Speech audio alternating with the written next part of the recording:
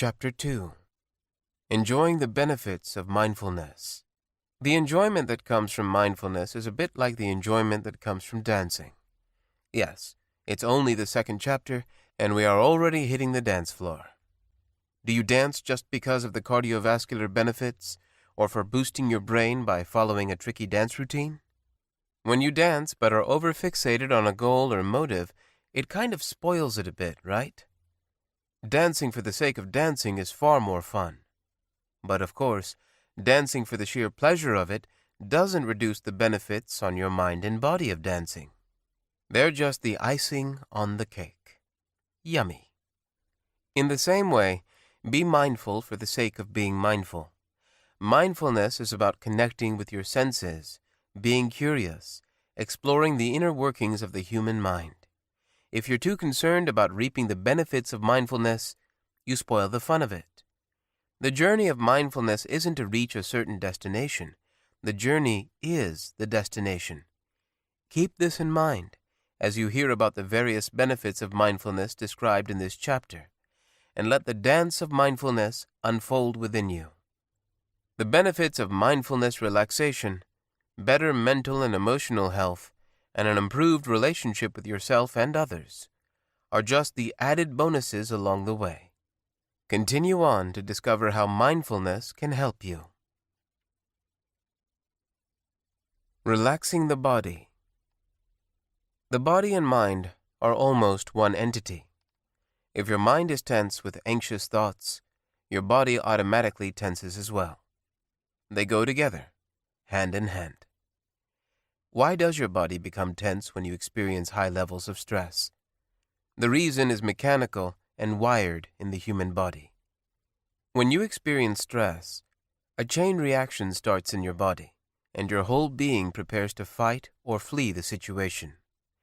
This is very helpful in dangerous situations when you need to fight or run away, but not so useful when chatting to your boss. So a lot of energy surges through your body. Because your body doesn't know what to do with this energy, you tense up. The aim of mindfulness isn't to make you more relaxed. Mindfulness goes far deeper than that.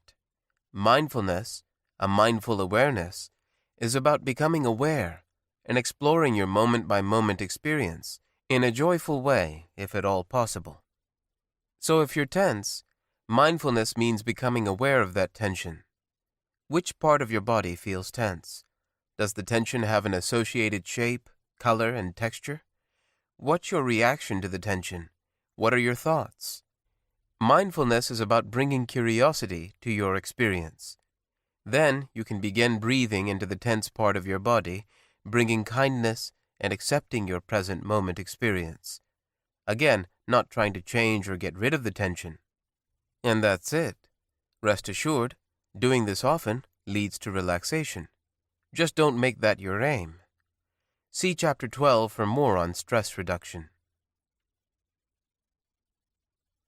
Getting back in touch. As a baby, you were probably very much in touch with your body.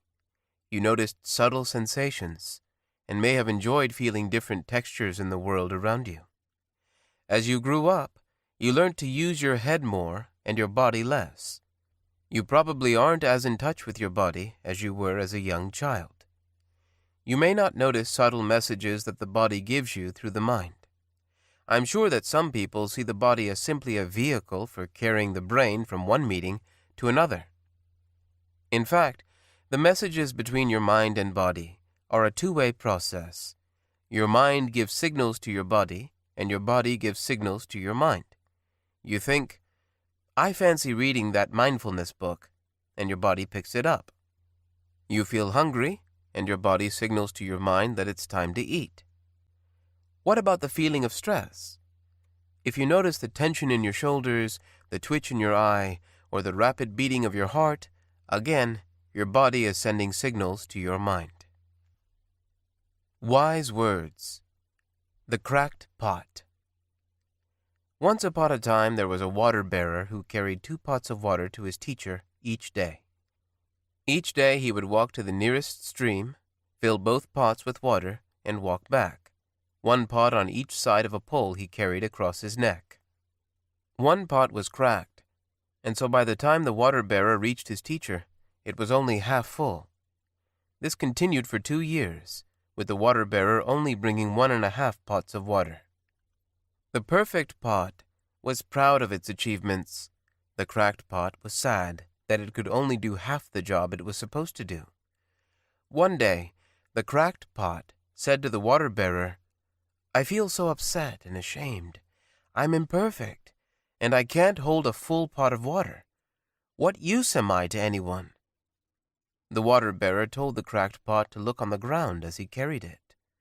The cracked pot noticed the most beautiful wildflowers and plants on its side of the path. The water-bearer explained, "When I realized you were cracked, I decided to plant seeds on one side of the path, and every day, as you leak, you water that side of the path. If you weren't cracked, these gorgeous flowers wouldn't be here for all to enjoy." Sometimes you may think you're not perfect, or your mindfulness practice is not perfect. But how do you know? This story goes to show that even a cracked pot can be seen as perfect, just as it is. In the same way, you're perfect just the way you are, with all your imperfections. They're what make you unique. Warning: what if your mind is so busy with its own thoughts that it doesn't even notice the signals from your body? When this happens, you're no longer in touch with or looking after your body. Hunger and thirst, tiredness and stress, you're no longer hearing clearly your instinctual messages. This leads to a further disconnection between bodily signals and your mind, so things can get worse. Stress can spiral out of control through this lack of awareness. Mindfulness emphasizes awareness of your body. An important mindfulness meditation is the body scan, described in full in Chapter 6. In this meditation, you spend 10 to 30 minutes simply being guided to pay attention to different parts of your body, from the tips of your toes to the top of your head. Some people's reaction is, "Wow, I've never paid so much attention to my body. That was interesting." Or, "I now feel I'm moving back into my body." I loved what one of my students said. "That was like having a massage from the inside out." Remember, the body scan meditation can offer a healing experience.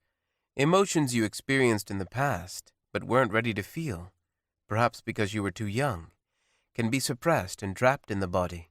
Sometimes people suffer for years from a particular physical ailment, but doctors are unable to explain the cause of it. Then, through counseling or meditation, the suppressed emotion arises into consciousness, which releases the emotion.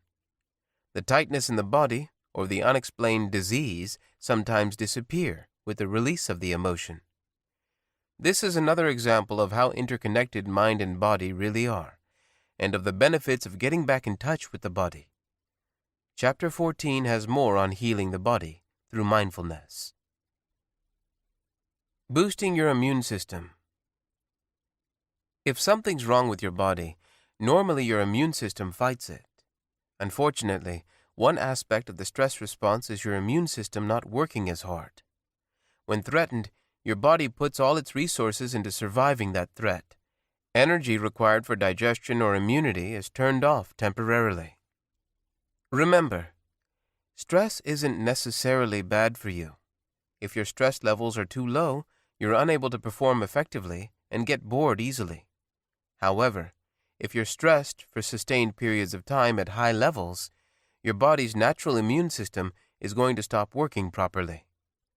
The latest research has found that if you have a positive attitude towards stress, seeing stress as energizing and uplifting, the stress seems to have no negative effect on your body. So even your attitude towards stress has a huge effect on your well-being. Mindfulness enables you to notice subtle changes in your body. At the first sign of excessive stress, you can bring a mindful awareness to the situation and discover how to dissipate the stress rather than exacerbate it. By being mindful, you can also remember to see the positive, energizing benefits of stress rather than just its negatives. In this way, mindfulness can really benefit your immune system. Reducing pain. Amazingly, mindfulness has been proven to actually reduce the level of pain experienced by people practicing it over a period of 8 weeks.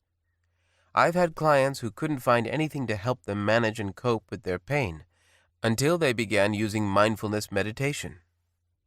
When you experience pain, you quite naturally want to block that pain out. You tighten your muscles around the region and make an effort to distract yourself. Another approach is that you want the pain to stop, so you react towards the pain in an angry way. This creates greater tension, not only in the painful region, but in other areas of the body. Sometimes you may feel like fighting the pain.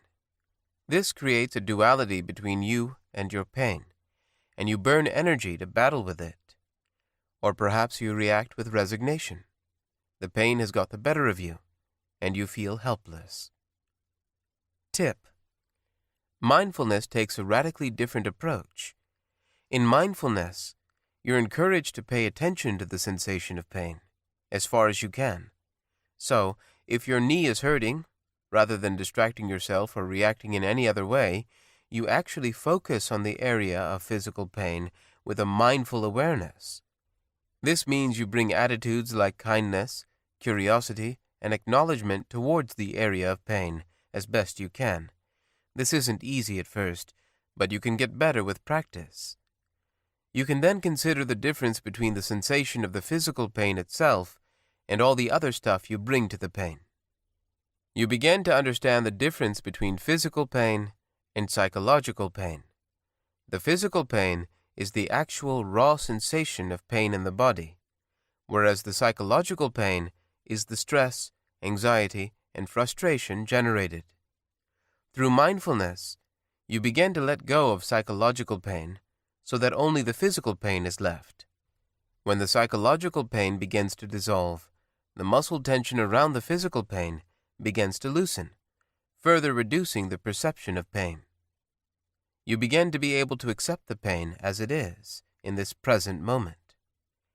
Listen to Chapter 14 for more about mindfulness and physical healing. Slowing down the aging process. Have you ever wondered why people die of old age?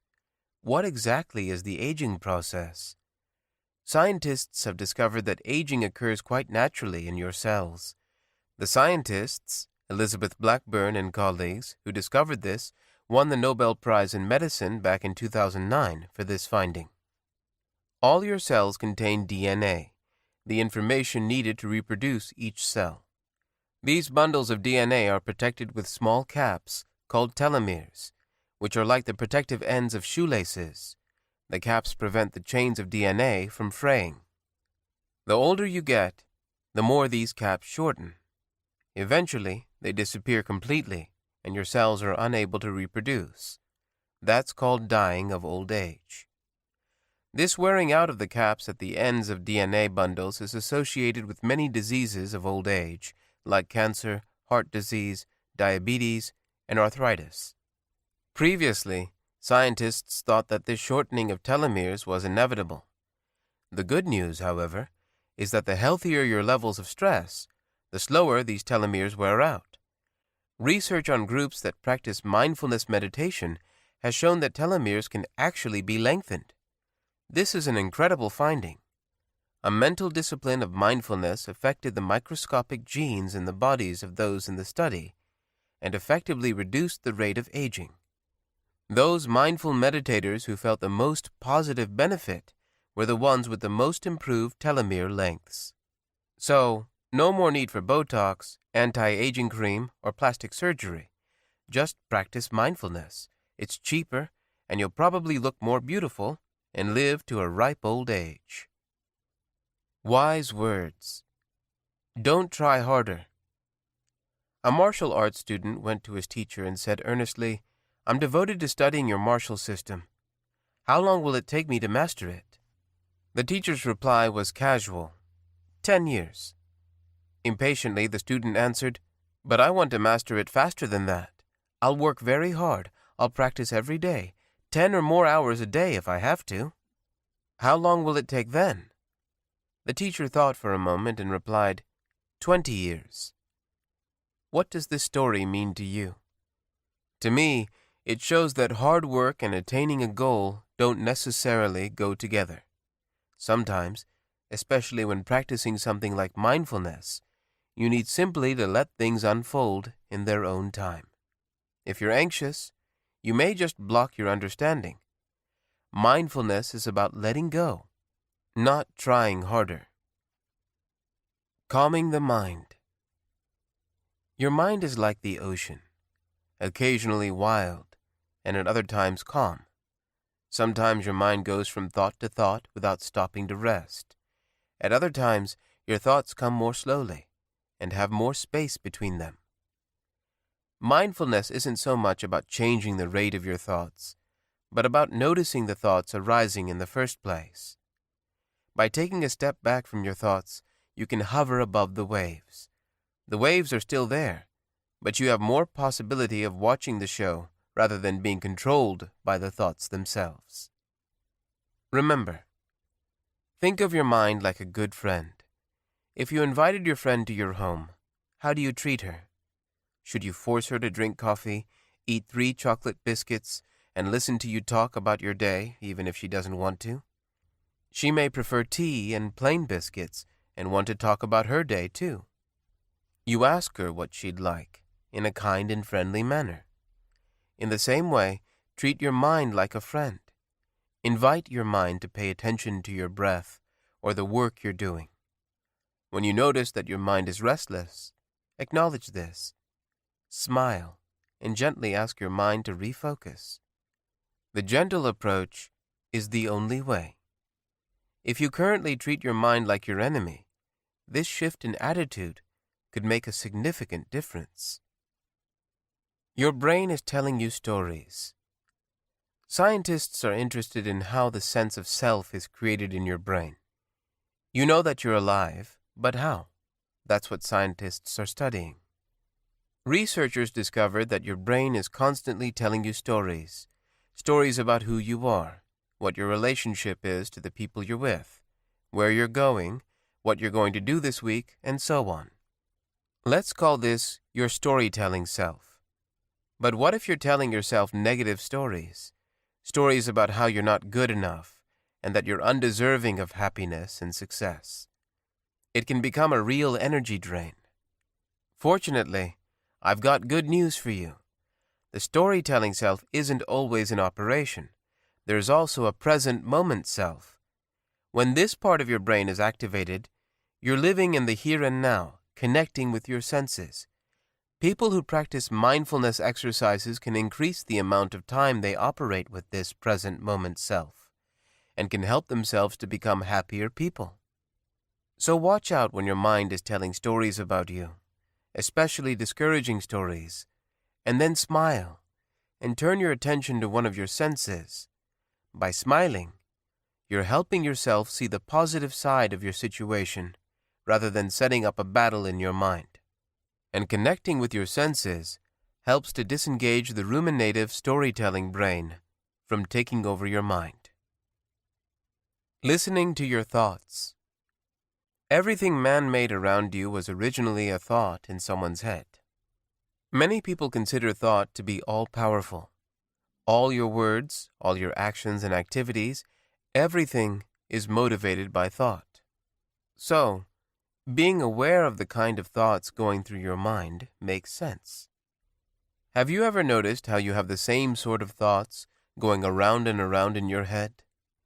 The brain easily gets into habitual patterns as your thoughts travel their paths within your brain.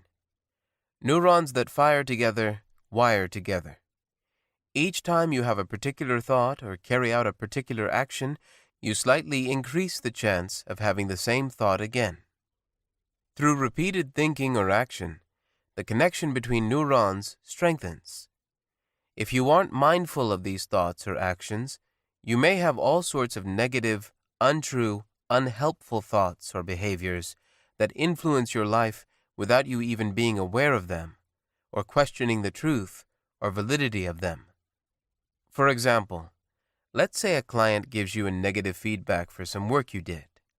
The thought, "I'm not good enough for this job," or "that person is so stupid," may keep going around and around in your head.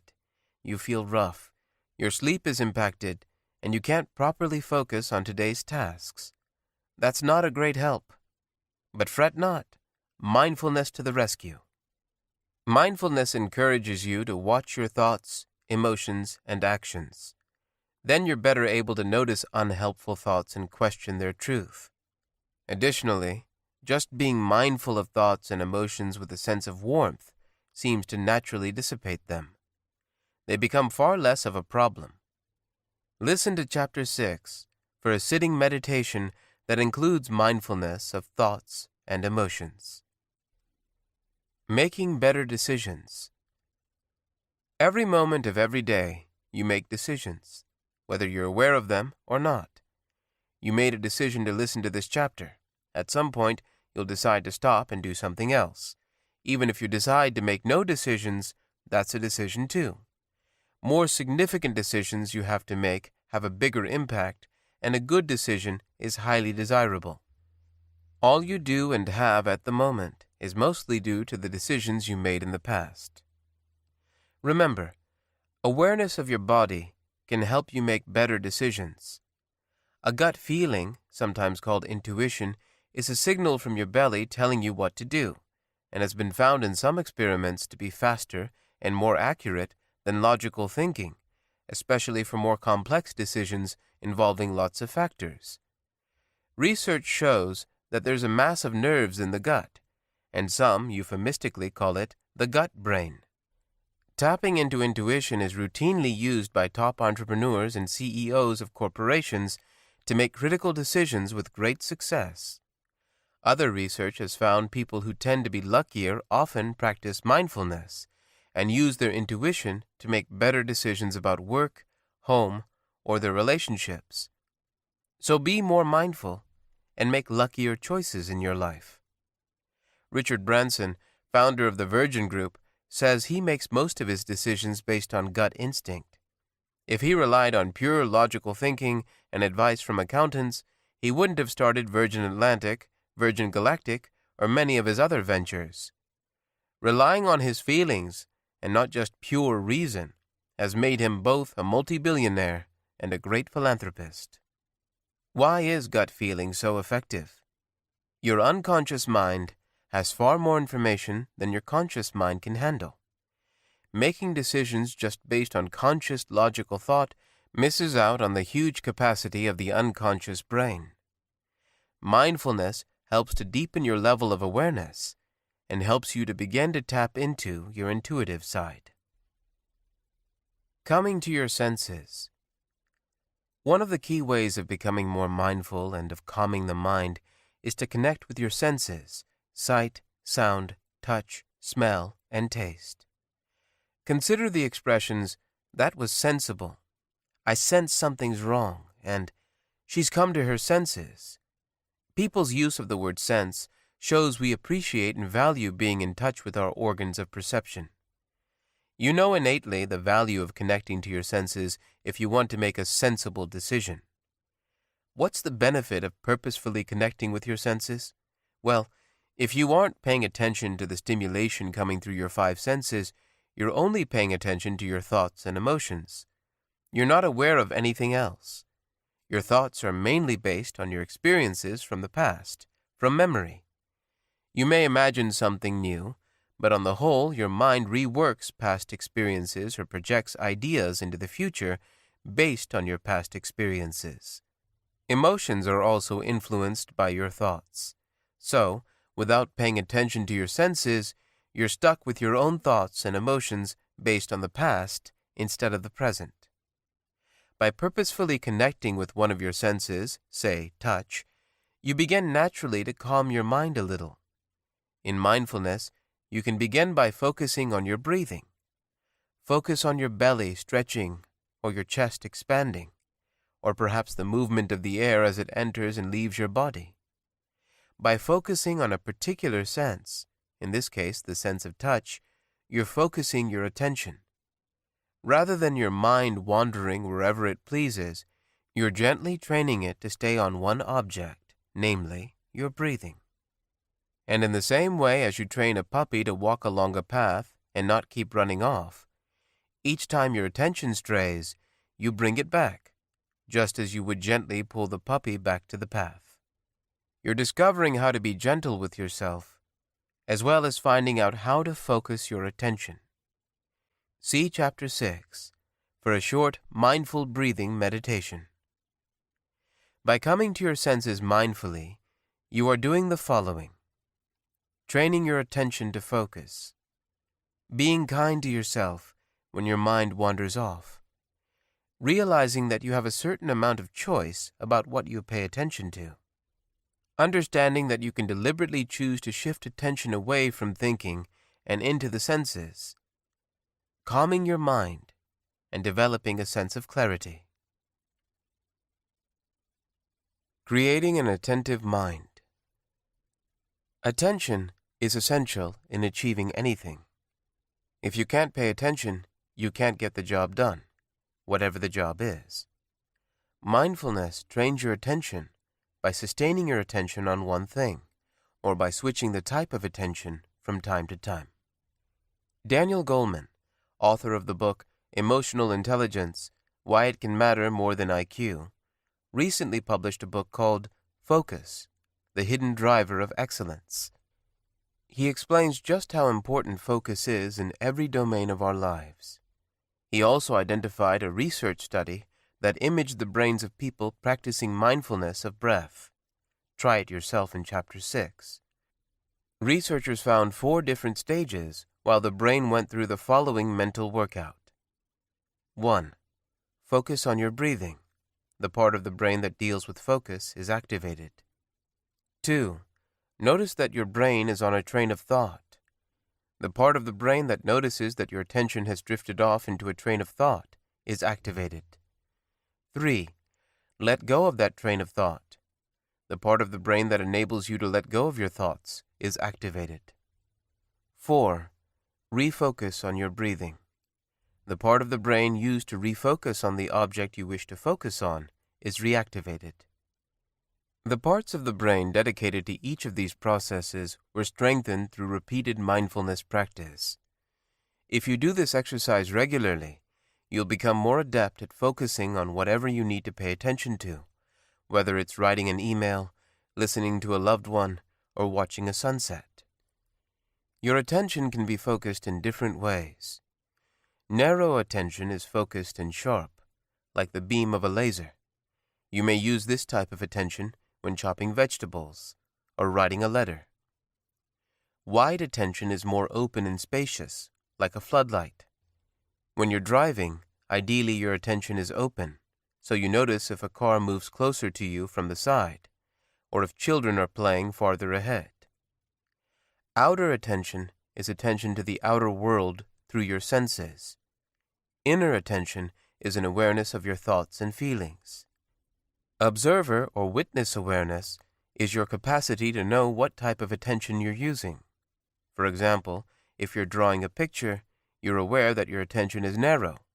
If you're walking through the countryside, you're aware that your attention is wide. Wise words. Empty your cup. A professor once went to visit a teacher of mindfulness. The professor was a world-famous scholar of mindfulness and had studied all the different methods. He knew all the Eastern scriptures and Western science on the subject. He could answer any question on mindfulness with ease and a sense of pride. The teacher asked if he would like a cup of tea, and the professor said yes. The teacher began filling the cup until it was full, and kept going. The tea was overflowing, and the teacher continued to pour. "What are you doing? The cup is already full," exclaimed the professor, panicking. "You are like this cup," said the teacher calmly. "How can I teach you anything of real value until you empty your cup?" If you want to benefit from mindfulness, you need to put aside all your ideas about it, especially if you think you know what mindfulness is all about. Opinions, ideas, and beliefs block the beauty and simplicity of mindfulness. Remember, mindfulness is about cultivating a flexible attention, not just a focused attention on one thing. So try and practice different mindful exercises so that you're training your mind to be able to both focus narrowly, widely, and move attention from one place to another at will. All the different mindfulness exercises you hear about in this book train your mind to be able to sustain attention in the various different ways mentioned in the preceding list. Soothing your emotions. Emotions are tremendously influential on your behavior and thoughts. If you're feeling low, you're probably far more reluctant to go out with friends, or laugh at a joke, or work with zest. If you're feeling great, you're on top of things. Everything feels easy, and life flows easily. How do you deal with emotions? Are you swept up by them? And do you just hope for the best? Mindfulness offers the opportunity to soothe yourself and step back from emotional ups and downs. Understanding your emotions. What's an emotion, a feeling, or mood? You experience emotion partly from a survival point of view. If you don't feel scared when faced with a raging bull, you'll find yourself in lots of trouble. Other emotions, like happiness, help to create social ties with those around you, increasing your security. Even depression is thought to have evolved for your protection, reducing motivation and therefore the chance of experiencing harm or wasting energy through pursuing an unattainable goal. Emotion comes from a Latin word meaning to move out. If you observe emotions, you can discover certain important characteristics. Emotions are always changing. You aren't stuck with one emotion all your life at the same intensity. Emotions are a very physical experience. If you're feeling anxious, you may feel a tingling in your stomach. If you're feeling angry, you may feel your breathing and heart rate go up. You can observe your own emotions. You can sense the difference between yourself and your emotions. You're not your emotions, you're the observer of your emotions. Emotions make a huge impact on your thoughts. When you're feeling down, you're likely to predict negative things about yourself or other people. When you're feeling happy, you're more likely to think positive thoughts, predict positive outcomes, and look upon the past in a positive light too. You tend to perceive emotions as pleasant, unpleasant, or neutral. Managing feelings differently. Take a few minutes to consider the following emotions and how you deal with them. Anger, anxiety, fear, depression. Your approach may be to either avoid the emotion and pretend it isn't there, or to express your feelings to whoever is nearby. Mindfulness offers an alternative, a way of meeting emotions that enables you to see them in a different light. The idea is to acknowledge and give mindful attention to difficult feelings rather than avoid or react to them. Surprisingly, this tends to dissipate the strength and the pain of the emotion. See chapters 12 and 13 for ways of dealing with a variety of different emotions. My first experience of mindfulness was exciting because my emotional state was quickly changed to a sense of calmness and joy. In fact, I didn't even know I was previously stressed. The feeling of stress was just my normal state of mind. I was amazed that such a short mindfulness exercise could have such a powerful effect. I immediately had a desire to share this newfound technique with others. Wise Words. The Guest House. This superb poem by Rumi, 1207 to 1273, captures the attitude you're moving towards when dealing with emotions mindfully. This being human is a guest house. Every morning a new arrival, a joy, a depression, a meanness. Some momentary awareness comes as an unexpected visitor. Welcome and entertain them all, even if they're a crowd of sorrows who violently sweep your house empty of its furniture. Still, treat each guest honorably. He may be clearing you out for some new delight. The dark thought, the shame, the malice, meet them at the door laughing and invite them in. Be grateful for whoever comes, because each has been sent as a guide from beyond. Uplifting your spirit. You may wish to practice mindfulness just for your body or mind, and that's totally fine. But you may be interested in how mindfulness offers a greater sense of purpose in your life, or how it relates to spirituality, whatever that means to you. If that sounds worthwhile, this section is for you. Everyone defines spirituality differently, which I respect. For me, to be spiritual means to value a deeper sense of connection between yourself and something bigger. And that could be your connection with nature, your love for your friends or family, the universe, or even your love for God, if that's your belief. Mindfulness offers you a way to deepen your connection with yourself and whatever is most meaningful for you, a connection that comes from both your head and heart. And having a deeper sense of meaning is really important, vital, in fact. Viktor Frankl, in his incredibly moving book, Man's Search for Meaning, showed how having a deeper sense of meaning helped him survive the hellish conditions of a concentration camp. He was a psychotherapist and observed that others in the concentration camp also survived if they had something deeper worth living for, whether that was a loved one or belief in something greater than themselves.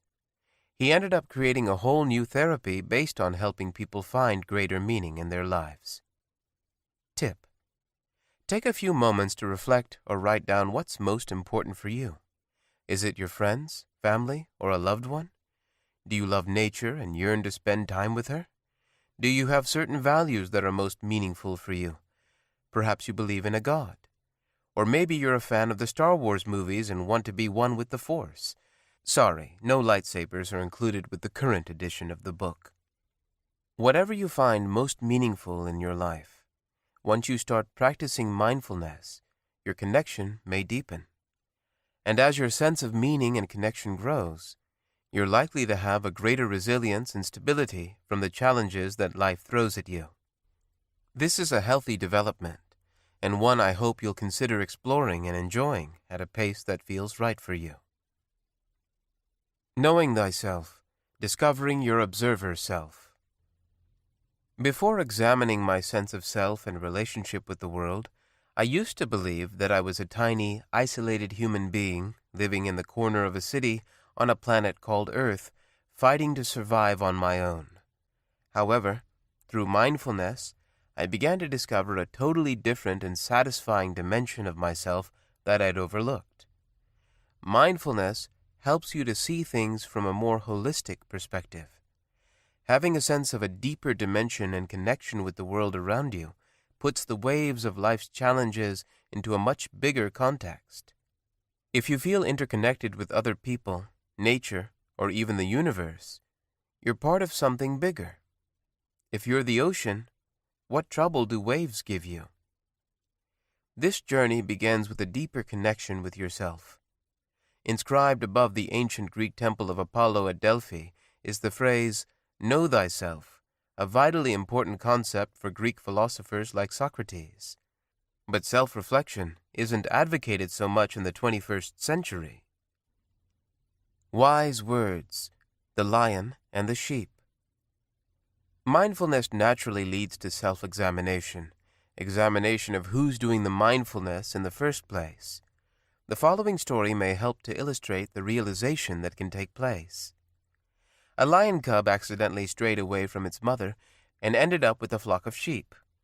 The lion cub grew up with the other sheep, ate what the other sheep ate, and behaved like them too. As the lion grew up, he continued to behave in the same way, frightened of the subtlest sounds. However, something just didn't feel right. One day he looked into a still pool of water and saw a beautifully clear reflection of himself. He was a lion, not a sheep. Because he'd believed himself to be like the other sheep, he behaved and thought like one. Now that he saw who he truly was, everything changed, and yet he was just the same as he always was. He returned to his pride and lived according to his true nature. In the same way, if you identify yourself with thoughts like, "I can never talk to her," or emotions like, "I'm depressed," you're like the lion, identifying itself as a sheep. Mindfulness shows you that you're much bigger than fleeting thoughts and emotions. You're also awareness itself. Then you see thoughts as just thoughts, and emotions as just emotions. They're not reality. They're just a passing experience. Who are you? What is this incredible thing called life? These are the questions I've often grappled with. While making money and spending time with friends was fun, it lacked any sense of depth. My life had its pleasures, but was lacking in purpose. So I found myself in a mindfulness class. Life was too wonderful and mysterious to be lived without meaning or purpose. Mindfulness helps you to put things in perspective. If you go from place to place, rushing to finish all that stuff on your to-do list, and when you're done are so exhausted that you just collapse in front of the television, you may have a bit of a problem discovering who you truly are in the meantime. By taking some time to be mindful, you're giving yourself the opportunity to stop and look at all these incessant thoughts and emotions that come and go, and discover the sense of being that's behind the mind chatter, a part of yourself that's peaceful, joyous, and whole. This book describes one approach to discovering your sense of self that I've found immensely liberating and fascinating. Self-discovery is a personal journey, so you may have a totally different way of understanding your deep inner being. Tip: here's one interesting way to explore your sense of self and awareness. Listen to each of these paragraphs as carefully as you can. Notice your judgments and desire to agree or disagree with the statements. Try doing neither, and instead, just listen and reflect. Are you just your body? Your body is made up of hundreds of millions of cells. Cells are dying and reforming all the time. Every few years, pretty much all the cells in your body are replaced with new ones, so your body is completely different to the one you had as a baby. Right now, you're digesting food, your nails and hair are growing, and your immune system is fighting any diseases within you. It's all just happening. You're not doing it. Even if your body becomes totally paralyzed, the sense of you being here will still be present. The very fact that you say, "my body," suggests that the body is something you have, rather than your core self. Are you just your thoughts? Thoughts keep coming, no matter how mindful you are. The fact that you can be aware of your thoughts means that you are separate from them. If you were your thoughts, you wouldn't be able to notice them. The fact that you can observe your thoughts means they're separate, and a space lies between you and what you think. In mindfulness practice, you can step back from your thoughts from time to time, but you can't control thoughts. Do you even know what you're going to think in the next few minutes? No. But can you be aware of your thoughts? Yes. Are you just your emotions? Just as you can observe thoughts, you can also observe your emotions. Doesn't this mean you're separate from your emotions? Emotions arise and eventually pass away. If you were your emotions, then your emotions would never pose any problem at all. You would be able to control your emotions and wouldn't choose to have negative feelings. Remember. So what are you? What's left? Let's call it the observer self. There's no specific word in the English language for this.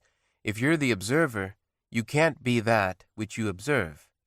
In this sense, you can say you are awareness.